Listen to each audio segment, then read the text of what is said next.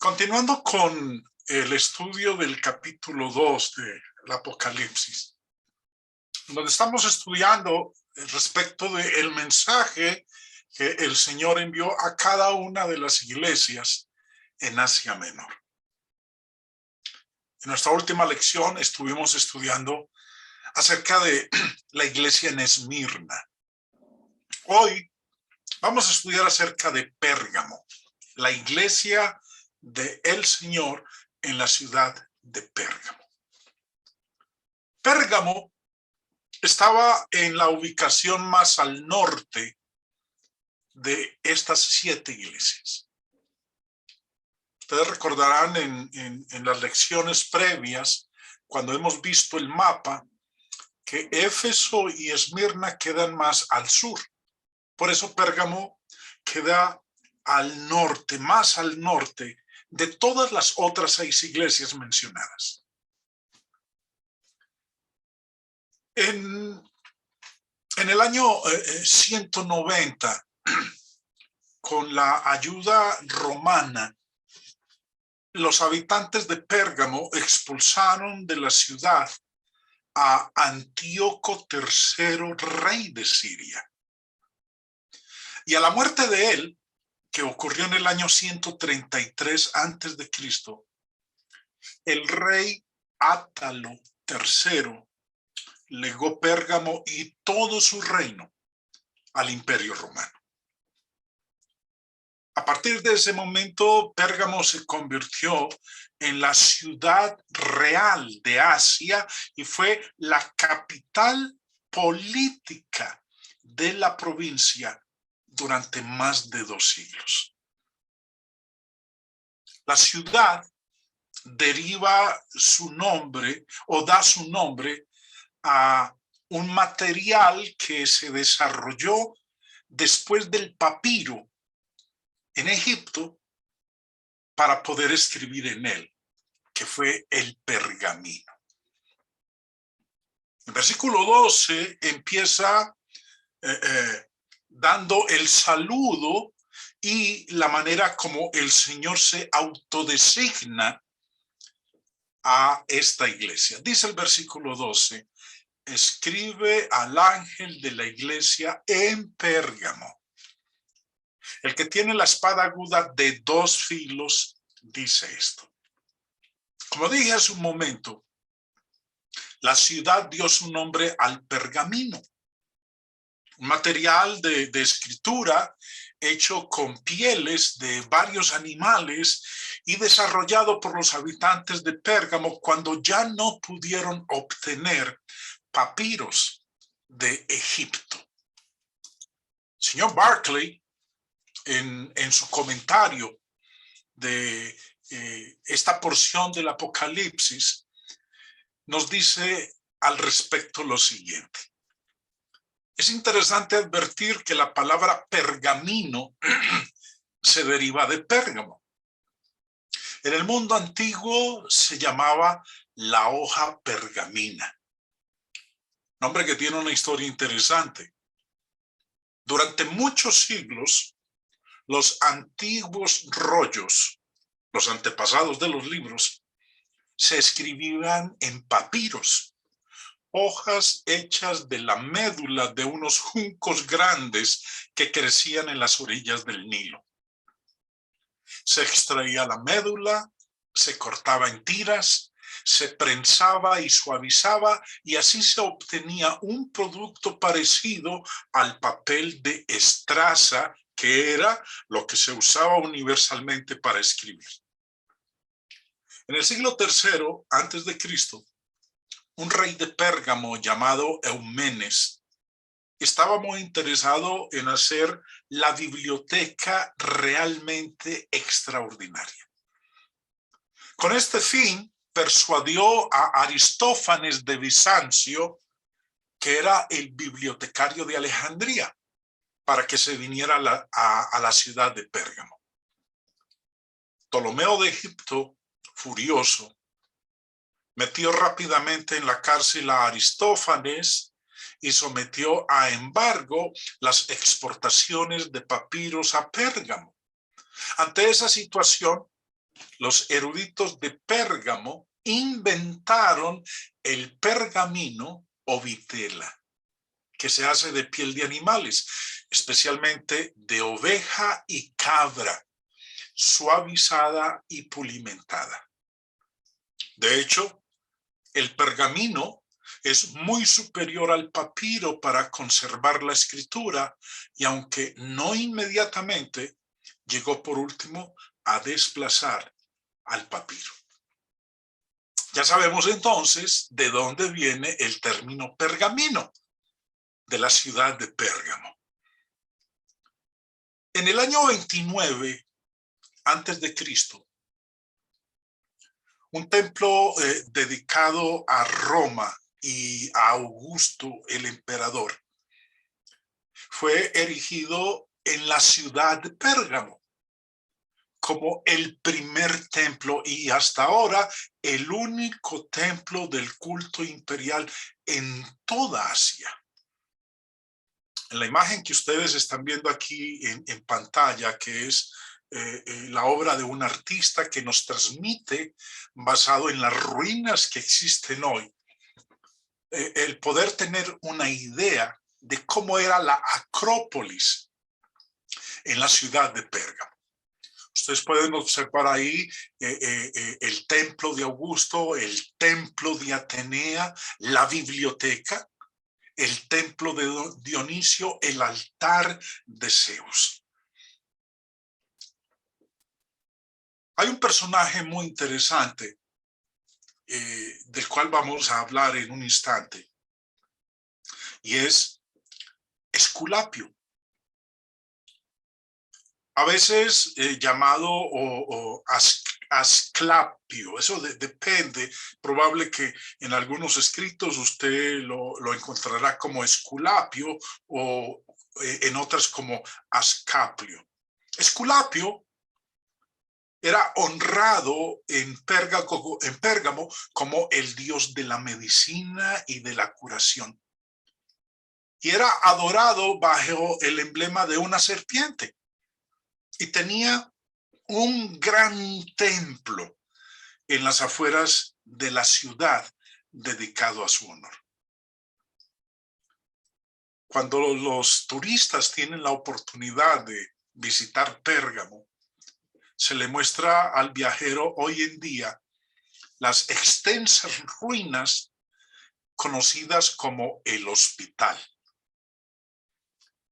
Una vez más, el señor Barclay en su comentario nos dice: Pérgamo estaba especialmente conectada con el culto de Asclepio.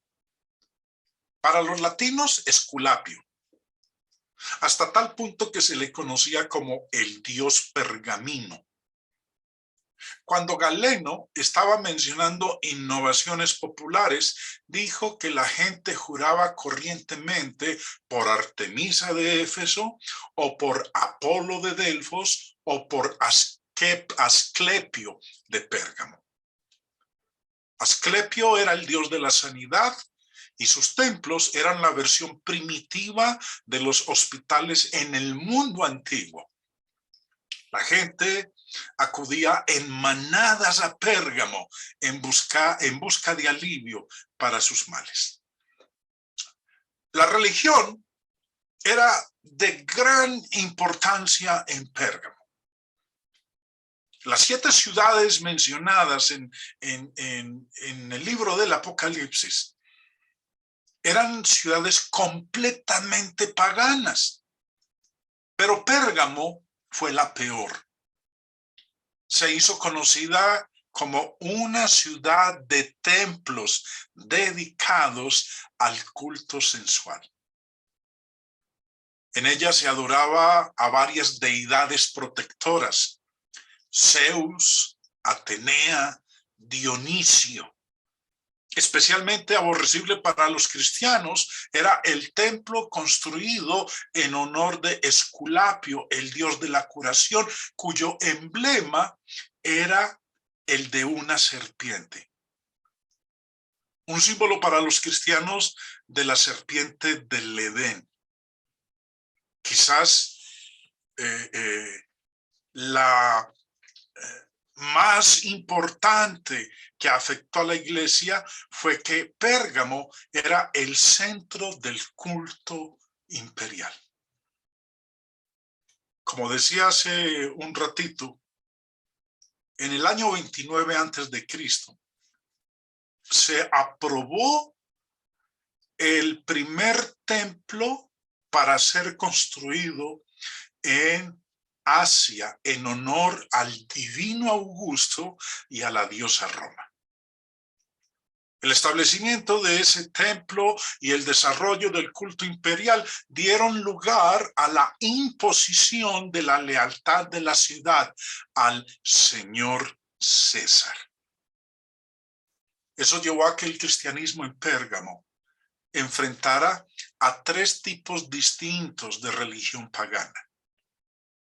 La religión de Asia, la popular, la común y corriente. La religión de la cultura griega, la griega culta. Y obviamente la romana oficial. El culto oficial romano o el culto al emperador era mucho más político que religioso y en la época de Domiciano se convirtió en una prueba de lealtad al Estado. El Señor Jesús, cuando está dando su saludo y se describe a sí mismo, dice en la parte final del verso 12, el que tiene la espada aguda de dos filos, dice esto. En el capítulo 1, cuando Juan, dice la escritura, que se volteó para mirar quién era el que le hablaba, dice que al girar vio una espada aguda de dos filos que salía de su boca. Y lo interesante es que la espada, reconocida por los romanos como símbolo de autoridad y de juicio, pertenece a Cristo y no a Roma. Por eso dice, el que tiene la espada aguda de dos filos. Dentro de un momentito vamos a hablar un poquito más en este respecto. Pero como lo dice aquí, le pertenece es a nuestro Señor Jesucristo y no a Roma. Respecto de esto, dice el señor Barclay en su comentario, la espada a la que se hace referencia no era larga y estrecha como la de un esgrimidor, sino corta, con la forma de la lengua, que se usaba en el combate cuerpo a cuerpo. De nuevo, vemos que el vidente ha acudido aquí y allá al Antiguo Testamento para encontrar la figura. Isaías decía de Dios, herirá la tierra con la vara de su boca. Y de su siervo, puso mi boca como espada afilada. Este símbolo nos habla de la cualidad penetrante de la palabra de Dios. Si la escuchamos, no habrá escudo de autodecepción que la pueda resistir. Desnuda nuestros propios engaños y nuestros pecados y nos conduce al perdón. La palabra de Dios es viva y eficaz y más cortante que ninguna espada de doble filo. Penetra hasta partir el alma y el espíritu, las coyunturas y los tuétanos, y discierne los pensamientos y las intenciones del corazón, y no hay cosa creada que no sea manifiesta en su presencia. Antes bien, todas las cosas están desnudas y abiertas a los ojos de aquel a quien tenemos que dar cuenta. Es lo que leemos nosotros en Hebreos capítulo 4, versículos 12 y 13. Entonces, lo que nos está diciendo aquí el Señor Jesús, cuando él mismo se autodesigna como el que tiene la espada aguda de dos filos, está diciendo, yo lo sé todo. Yo estoy vivo, soy eficaz, todo lo penetro, todo lo corto, no hay nada que se pueda esconder de mí bajo ninguna circunstancia. Luego de este saludo y autodesignación de nuestro Señor, el Señor pasa entonces a el elogio para con esta iglesia. Y les dice en el versículo 13, yo conozco tus obras. ¿Y dónde moras? ¿Dónde está el trono de Satanás? Pero retienes mi nombre y no has negado mi fe, ni aún en los días en que Antipas, mi testigo fiel, fue muerto entre vosotros, donde mora Satanás. ¿Cómo empieza diciendo el Señor? Yo conozco tus obras y donde moras, donde está el trono de Satanás. El Señor dijo que Pérgamo es donde está el trono de Satanás. Obviamente, Satanás no tenía un trono literal allí en la ciudad de Pérgamo, sino que la frase significa que Pérgamo se había convertido en la ciudadela de la actividad de Satanás.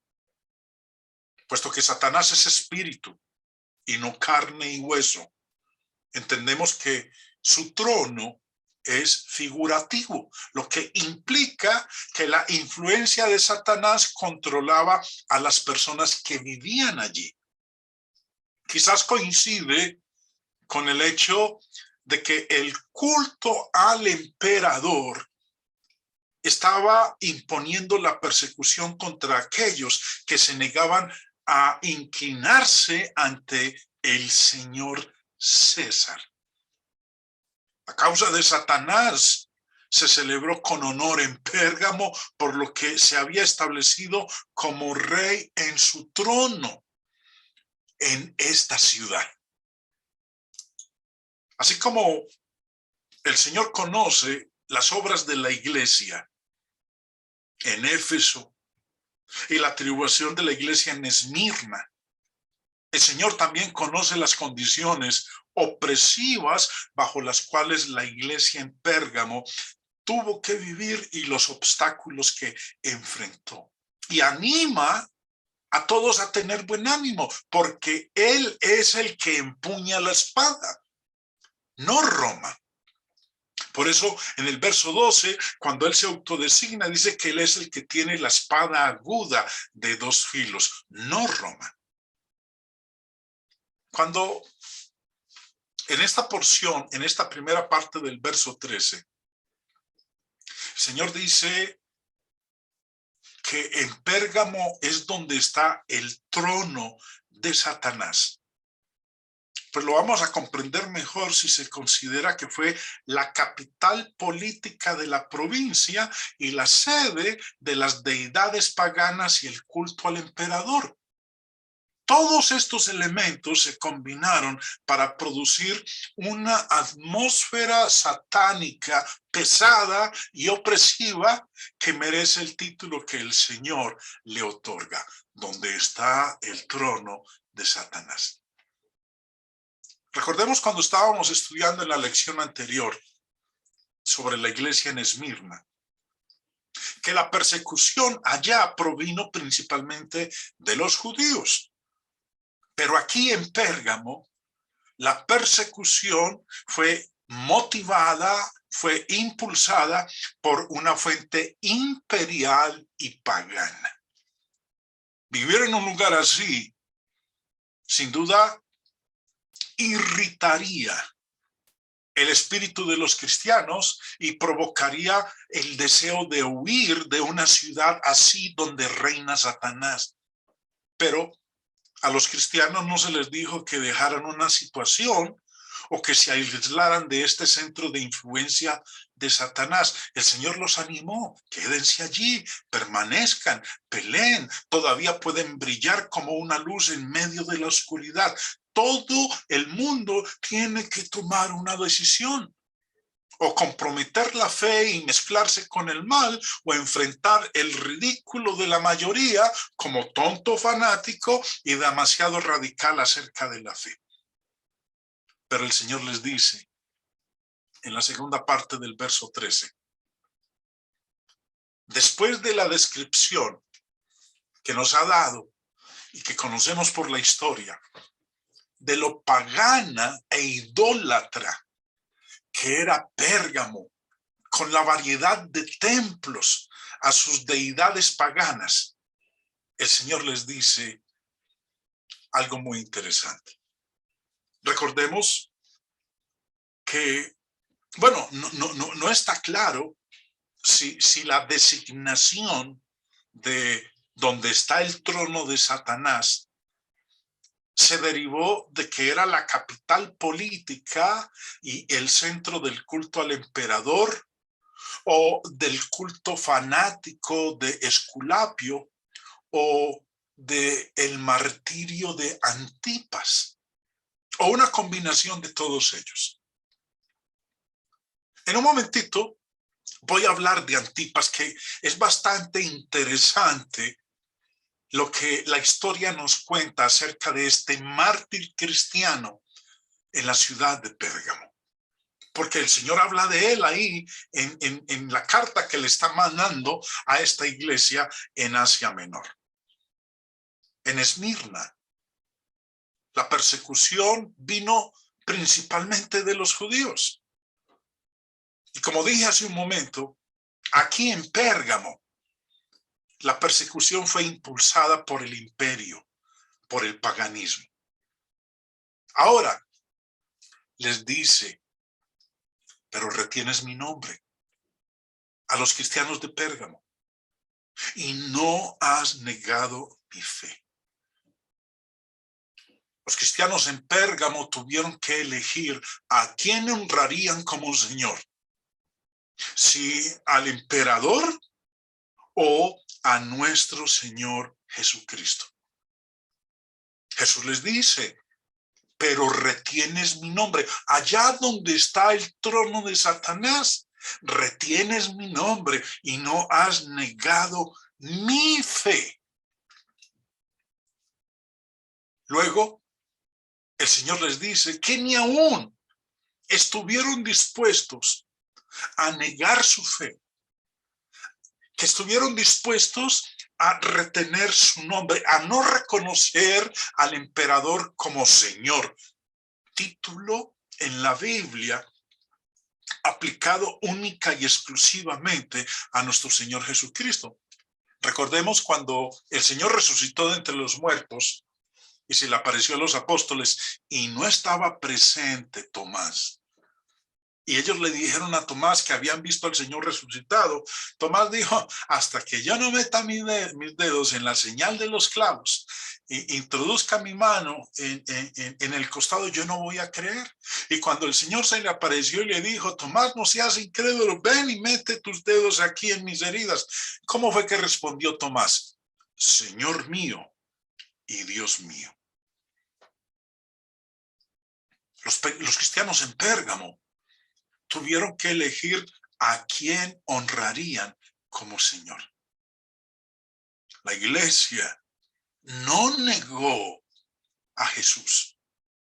La iglesia en Pérgamo, los cristianos en la ciudad de Pérgamo, no negaron la fe en nuestro Señor Jesucristo. Y les dice, ni aún hicieron eso en los días en que Antipas, mi testigo fiel, fue muerto entre vosotros. No sabemos nada más de Antipas que lo que nos dice este versículo. Es el único lugar en todo el Nuevo Testamento donde se nos menciona este mártir cristiano. Había sido fiel a lo que había visto, a lo que había oído de nuestro Señor Jesús. Lo que es bastante interesante, mis hermanos, es que la historia nos dice a nosotros respecto de una leyenda que dice que Antipas murió asado lentamente en un toro de bronce. La imagen que ustedes están viendo ahí en pantalla es para que tengamos una idea visual de cómo fue la muerte de este cristiano en la ciudad de Pérgamo. Era un medio de tortura. Es más, Yo los invito a ustedes, cuando tengan la oportunidad, hermanos, que en internet coloquen toro de Falaris. Así, toro de Falaris. Porque es esto. Esto es el toro de Falaris. Fue un instrumento de tortura cuyo nombre se atribuye a Falaris, un tirano de Acragas en Sicilia, que murió en el año 554 antes de Cristo. Las personas que iban a ser ajusticiadas se introducían en el interior de una estatua hueca de bronce con forma de toro.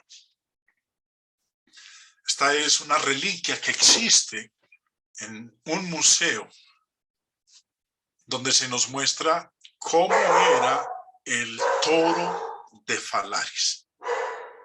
La estatua se colocaba encima de una hoguera, con lo que la temperatura del interior aumentaba como en un horno.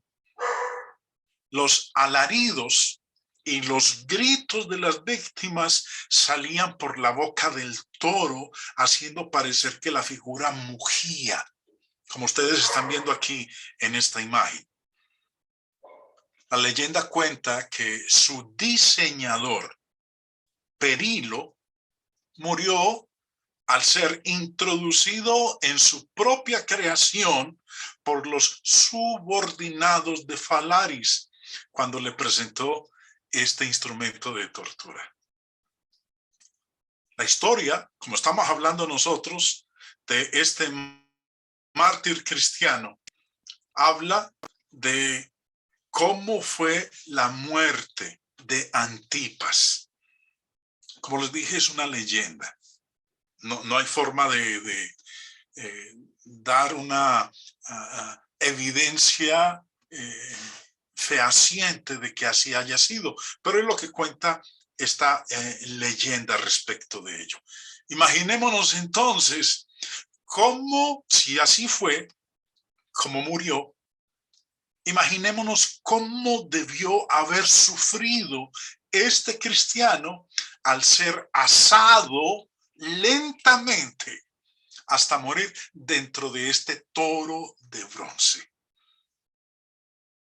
Siguiendo, después de el Señor alabarlos, de elogiarlos, viene entonces dentro de la secuencia del orden como el Señor le escribe a cada una de estas iglesias, viene la queja.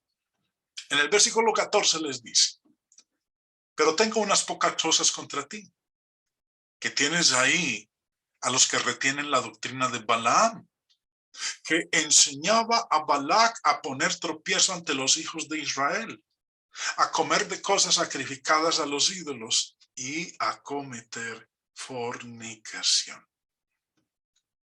Tengo unas pocas cosas contra ti. Sin duda, lo que está a punto de presentar son una pequeña minoría en la iglesia, pero reconociendo el peligro de incluso un poco de levadura, esta condición no se podía tolerar. Y dice: tienes ahí los que retienen la doctrina de Balaam. Claro, si queremos enterarnos bien de Balaam, que es la alusión que el Señor está haciendo aquí, pues tenemos que irnos a Números en el Antiguo Testamento, donde en el capítulo 22, 23, 24 y 25 se nos habla de este profeta. Él había sido llamado por Balac, rey de Moab, enemigo del pueblo de Dios, para que maldijera a la nación de Israel. Cuando ellos salieron de Egipto, camino a la tierra prometida, este rey mandó llamar a este profeta y le pidió que maldijera al pueblo de Dios. Ahora, cuando él fue llamado por él y fue a ver que para qué lo necesitaba, la historia nos cuenta de que iba en su asna y un ángel del Señor se le apareció, pero solamente la bestia era la que lo podía ver. Balaam no la podía observar y él, indignado, empezó a azotar al pobre animal. Yo los invito, hermanos, y creo que es probable, asumo yo, que la mayoría de ustedes conocen bien esta historia de Balaam y de Balac. No voy a ahondar en ello porque obviamente espero que la mayoría de ustedes conocen bien esta historia. Ahora, las enseñanzas de Balaam se resumen en tres aspectos en este versículo 14. La primera, que enseñaba a Balac a poner tropiezo ante los hijos de Israel. Fue Balaam quien le enseñó a Balac a hacer todo esto, que le enseñaba a Balac a poner tropiezo ante los hijos de Israel. La palabra tropiezo, como ustedes sorpresan, acaba de estar aquí resaltada por el recuadro. La palabra tropiezo viene de este término griego, escándalo, que en español se dice escándalo. El original griego es esta palabra. El diccionario del señor Vine nos dice que significa esto, que era originalmente el nombre de la parte de una trampa en la que se pone el cebo. De ahí el mismo lazo o trampa. Entonces, por el consejo de Balaam, Balac tendió una trampa ante los hijos de Israel. Y eso originó la muerte de muchos. Estuvieran o no conscientes de ello, algunos en la iglesia de Pérgamo estaban tendiendo una trampa que eventualmente atraparía a toda la iglesia si no se corregía. Recordemos que comprometernos es siempre una trampa mortal para los santos en Cristo. También el segundo aspecto de la enseñanza de Balaam consistía en enseñar a los cristianos a comer de las cosas sacrificadas a los ídolos. Fue el mismo profeta Balaam quien le enseñó a Balac a inducir a Israel a comer el sacrificio en reconocimiento a un ídolo. Número 25, hablando de ese evento en el Antiguo Testamento, nos dice, las cuales invitaban al pueblo a los sacrificios de sus dioses, y el pueblo comió y se inclinó a sus dioses. Así acudió el pueblo a Baal Peor, y el furor de Jehová se encendió contra Israel. Y Jehová dijo a Moisés, toma todos los príncipes del pueblo y ahórcalos ante Jehová delante del sol, y el ardor de la ira de Jehová se apartará de Israel. Ahora, lo que estamos leyendo aquí es que no simplemente comer carne fue lo que hicieron, sino que participaron en la adoración idólatra misma. Y esto el Señor lo condenó. Y el tercer aspecto de la enseñanza de Balaam es a cometer fornicación. Nuevamente en Números 25 leemos nosotros en el versículo 1 que fue Balaam quien le enseñó a Balac a cometer fornicación. Moraba Israel en Sittim y el pueblo empezó a fornicar con las hijas de Moab.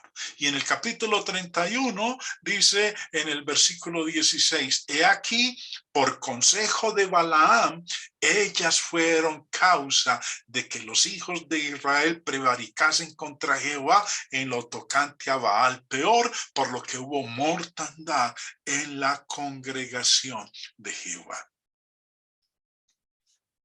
Aquellos que siguieron las enseñanzas de Balaam y se comprometieron con la idolatría, pues obviamente ganarían el favor de la sociedad pagana, demostrando a sus vecinos paganos que no eran extremistas fanáticos. Seguir la doctrina en la práctica sería un compromiso muy alto, obteniendo algún favor o recompensa del mundo, como lo había hecho Balaam en el pasado. Por eso el Señor, cuando le está manifestando esta queja a la iglesia en Pérgamo, hace alusión a lo que había hecho Balaam en el pasado con la nación de Israel. No hay ningún punto en el que la iglesia pueda tolerar el compromiso o hacer un guiño al pecado cuando el nombre y la fe del Señor Jesús están involucrados. Continuando con la queja, les dice en el versículo 15, y también tienes ahí a los que retienen la doctrina de los nicolaitas, la que yo aborrezco. Se sabe muy poco acerca de los nicolaitas y de su doctrina.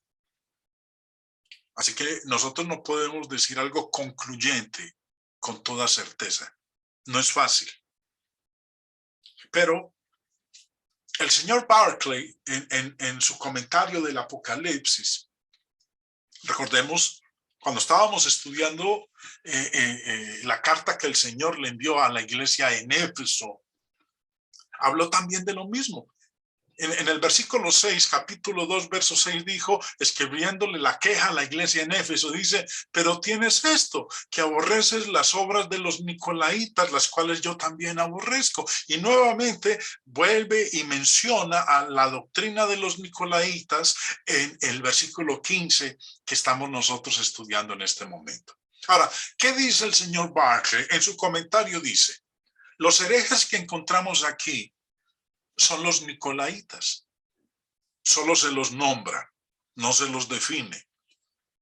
Nos los encontramos otra vez en Pérgamo, que es la carta que estamos estudiando esta noche, donde se los relaciona muy estrechamente con los que mantienen la enseñanza de Balaam, que a su vez se relaciona con comer cosas sacrificadas a los ídolos y con la inmoralidad. Nos encontramos con exactamente el mismo problema en Tiatira, donde la malvada Jezabel dice que hace que los cristianos practiquen la inmoralidad y coman cosas sacrificadas a los ídolos. Podemos fijarnos en primer lugar en que este peligro no procede de fuera de la iglesia, sino de su interior. Estos herejes pretendían que no estaban destruyendo el cristianismo, sino presentándolo en una versión mejorada.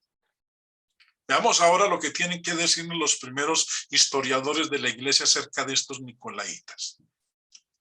La mayoría los identifican como los seguidores de Nicolás, prosélito de Antioquía, que fue uno de los 7 llamados diáconos en Hechos capítulo 6. Lo que se supone es que Nicolás se desvió y cayó en la herejía. Ireneo dice que los nicolaitas llevaban una vida permisiva ilimitada. Hipólito dice que Nicolás era uno de los 7 y que se apartó de la sana doctrina y adquirió la costumbre de inculcar el indiferentismo en materias de comida y de vida. Las constituciones apostólicas describen a los nicolaitas como desvergonzados en su impureza. Clemente de Alejandría dice que se abandonaban al placer como cabras, llevando una vida de autoindulgencia. Pero exculpa a Nicolás de toda responsabilidad. diciendo que pervertían su dicho diciendo que se puede abusar de la carne, cuando lo que quería decir Nicolás era que hay que sojuzgar el cuerpo. Los herejes pervertían este dicho para hacer que significara que la carne se puede usar tan desvergonzadamente como se quiera. No cabe duda que los nicolaitas daban rienda suelta al libertinaje. Veamos si podemos identificar un poco más su punto de vista y su enseñanza. La carta a Pérgamo nos dice que inducían a las personas a comer carne sacrificada a los ídolos y a la práctica de la inmoralidad. Cuando volvemos al decreto del Concilio de Jerusalén, encontramos que había dos condiciones que se debían cumplir para que los gentiles fueran admitidos a la iglesia: que se abstuvieran de lo sacrificado a los ídolos y de la inmoralidad. Estas eran las dos cosas que quebrantaban los nicolaitas. Después de esto, el Señor les da un consejo y también una advertencia y una exhortación. Versículo 16. Por tanto, arrepiéntete, pues si no, vendré a ti pronto y pelearé contra ellos con la espada de mi boca. El Señor Jesús no puede tolerar el pecado de comprometerse con el pecado dentro de su iglesia. De ahí el mandamiento: arrepiéntete, o si no. El mandamiento es para toda la iglesia.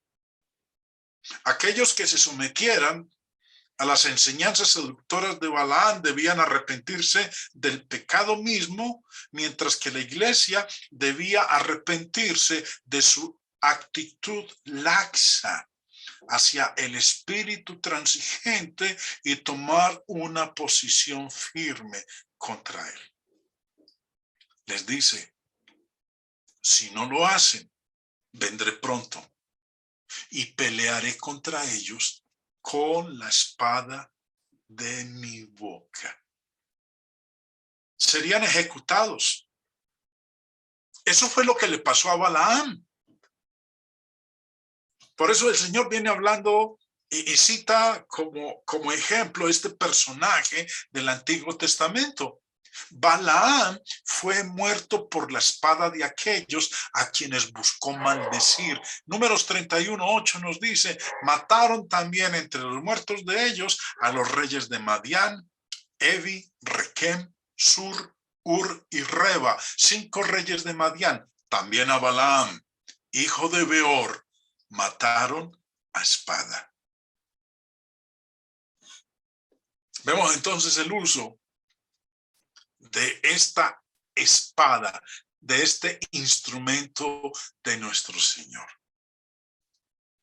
Finalmente, el Señor les hace una promesa y también una invitación a que oigan. Verso 17. El que tiene oído, oiga lo que el Espíritu dice a las iglesias.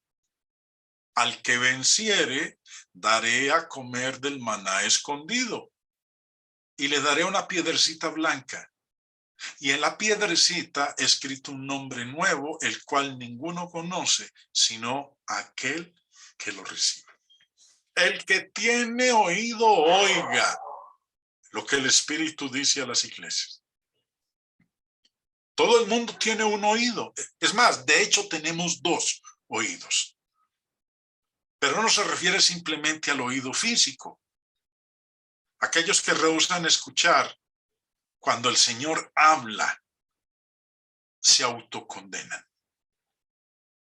En este pasaje son prometidas 2 bendiciones. La primera: le daré a comer del maná escondido al que venza. El maná escondido del Señor es puesto en contraste a las cosas sacrificadas a los ídolos. En este maná hay una alusión inequívoca al maná que fue dado a los hijos de Israel en el desierto. Y como nos dice el Antiguo Testamento, una vasija con maná se guardó delante de Jehová como memorial para sus descendientes y fue colocada dentro del arca del pacto. Ahora, no puede haber duda con respecto a la identidad de este maná. El Jesús, el Señor mismo, se describió como siendo el maná escondido. Cristo en toda su plenitud, el verdadero maná que desciende del cielo, y comer de ese pan es para vida. Dice en Juan 6:33, porque el pan de Dios es aquel que descendió del cielo y da vida al mundo. Y el que descendió del cielo fue el Señor Jesucristo. Verso 35. Jesús les dijo, yo soy el pan de vida. El que a mí viene nunca tendrá hambre.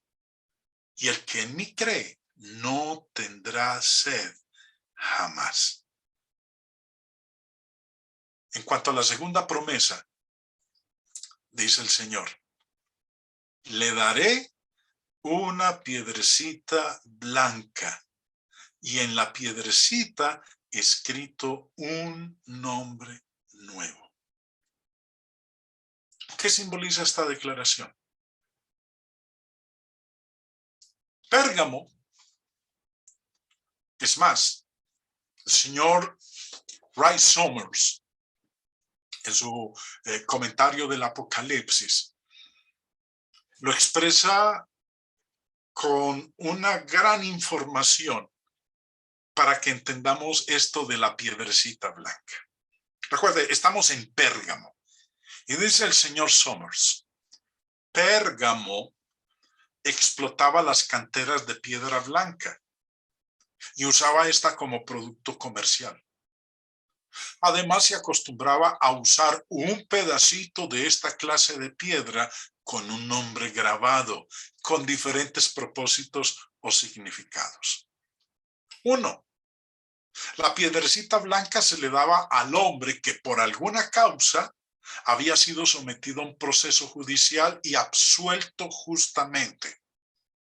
Este hombre podría haber llevado consigo dicha piedrecita como prueba de que ya estaba exento del cargo de haber cometido el delito que se le imputaba. 2. La piedrecita blanca se le daba al hombre que había sido liberado de la esclavitud y declarado ciudadano de la provincia donde vivía. Este hombre llevaba consigo la piedrecita como una prueba de su ciudadanía. 3. La piedrecita blanca se le daba al triunfador de un evento deportivo o en cualquier competencia, como prueba de que había triunfado sobre sus opositores. Y 4, la piedra se le daba al guerrero que, victorioso, regresaba de la batalla después de derrotar a su enemigo.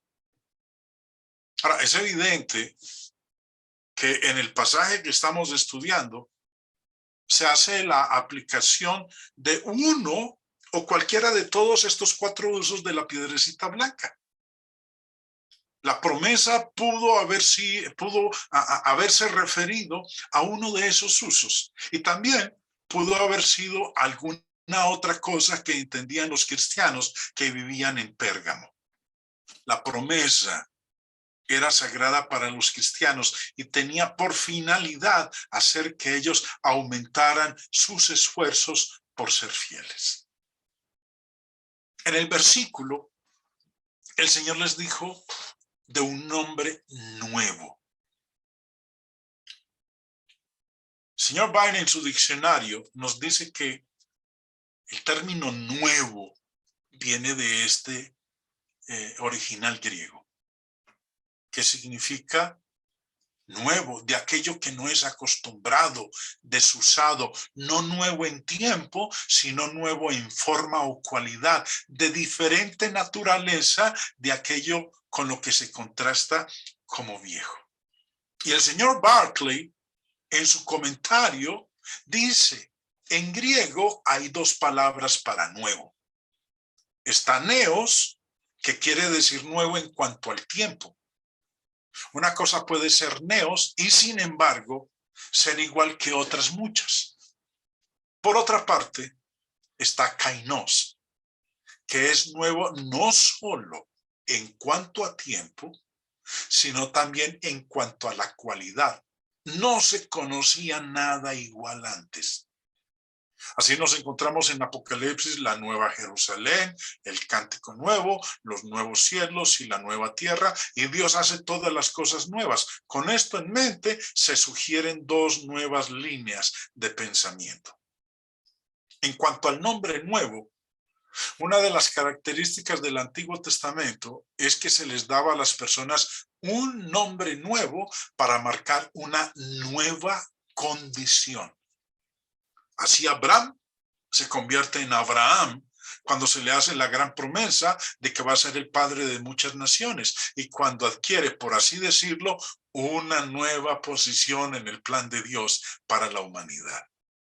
De la misma manera, después de la lucha en Peniel, Jacob se convierte en Israel, que quiere decir príncipe de Dios porque había prevalecido frente a Dios. Isaías oyó a Dios prometerle a la nación de Israel: entonces verán las naciones tu justicia y todos los reyes tu gloria, y te será puesto un nombre nuevo que la boca del Señor te pondrá. Esta costumbre de poner un nombre nuevo para definir una nueva identidad también se conocía en el mundo pagano. El nombre del primero de los emperadores romanos fue Octavio, pero cuando pasó a ser emperador se le dio el nombre de Augusto para mostrar su nueva dignidad. Había un curioso paralelo en la vida campesina de Palestina.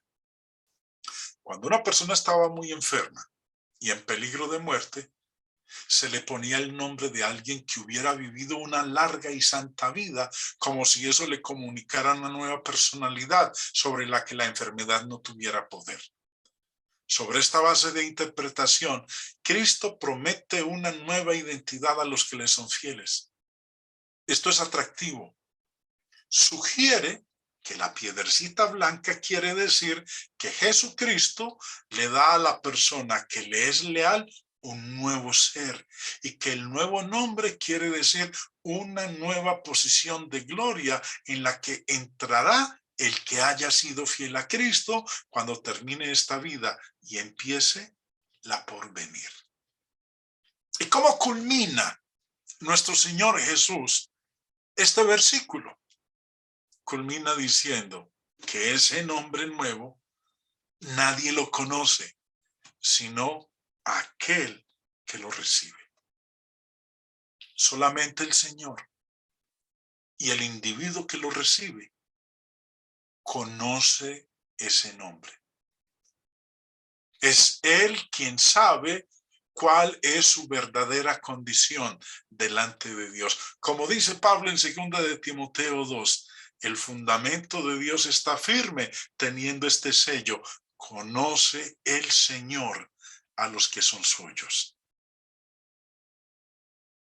Ahora, este conocimiento no viene a través de sentimientos o de experiencias o de testimonios o de opiniones o aún a través del testimonio de cualquier otro individuo. Viene a través de la afirmación que hace la palabra de Dios. El apóstol Juan, en su primera carta, capítulo 2, dice, verso 3, y en esto sabemos que nosotros le conocemos si guardamos sus mandamientos. El que dice, yo le conozco y no guarda sus mandamientos, el tal es mentiroso y la verdad no está en él. Por eso dice el Señor en la parte final del verso 17, que ese nombre nuevo solamente lo conoce aquel que lo recibe. Solo yo sé, y el Señor, si realmente yo soy un hijo de Dios. Si realmente estoy viviendo como Él lo manda. Si realmente estoy guardando sus mandamientos. Eso solo lo sabe el Señor y yo. Porque a los demás podemos engañarlos. Bueno, hermanos, esta es el estudio de este mensaje que el Señor le envió a la iglesia en Pérgamo. Invitados para la próxima semana para que continuemos con el capítulo 2, donde vamos a estudiar el mensaje a otra de las iglesias en Asia.